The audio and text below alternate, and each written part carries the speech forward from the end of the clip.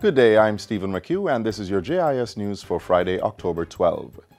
The Ministry of Justice has signed a contract valued at $50.7 million for the reconstruction of the Kingston and St. Andrew Family Court Attendance Center. Permanent Secretary in the Ministry, Carol Palmer, says construction is already underway and the necessary furniture and equipment have been acquired. Our children who depend on the re-socialization services of this entity have been on and off around the place trying to get their education going. So now we hope,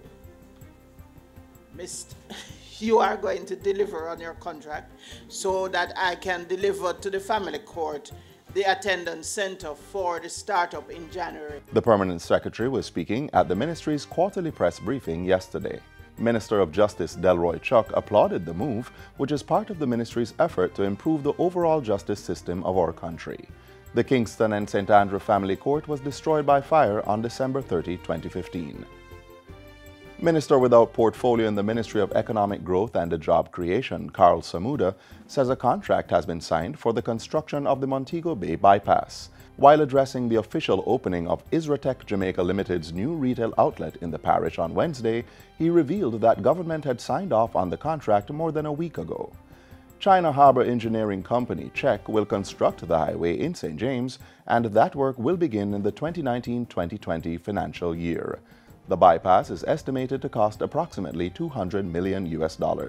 The new route is expected to start at Ironshore near the Sangster International Airport and will bypass the city centre and Sam Sharp Square. The country is being considered as a candidate to participate in the first cohort of nations to be measured in the World Bank Group's Human Capital Index. The index measures the degree of health of children, teenagers, and adults, as well as the quality of and access to education that can be received by those age 18 and younger.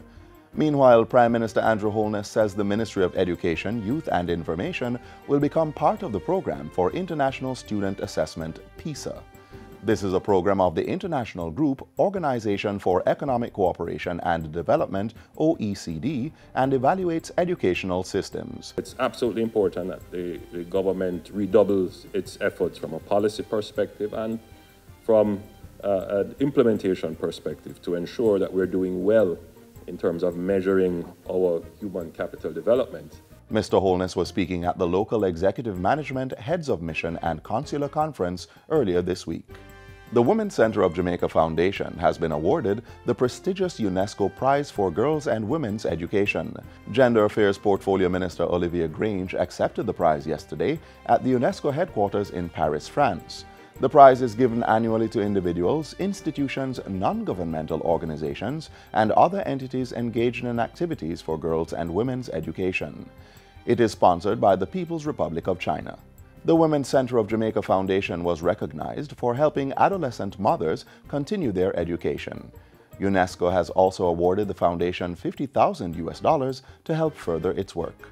The Women's Centre of Jamaica Foundation is an agency of the Ministry of Culture, Gender, Entertainment and Sport. Minister Grange says the award recognizes the value of the foundation's work in rewriting the script of the lives of adolescent mothers. The award was presented on the occasion of International Day of the Girl Child, which called attention to the need to develop the skills of girls to enter the workforce on equal terms. And finally, Heritage Fest activities accelerate this holiday weekend with a series of events in celebration of National Heritage Week. They include a farmers market where patrons can buy fresh produce starting at noon on Saturday inside the Ranny Williams Entertainment Center. Ranny Williams will continue to host craft displays, rides and games, as well as nightly entertainment on Saturday and Sunday. Heritage Fest concludes with parish award ceremonies on National Heroes Day, Monday, October 15. At the ceremonies, the citizens will be recognized for their contributions in areas such as community development, education, business, sport, and agriculture. A full schedule of the activities can be found on the Jamaica Cultural Development Commission's website, jcdc.gov.jm. And that's it for JIS News Today. I'm Stephen McHugh. Thanks for watching.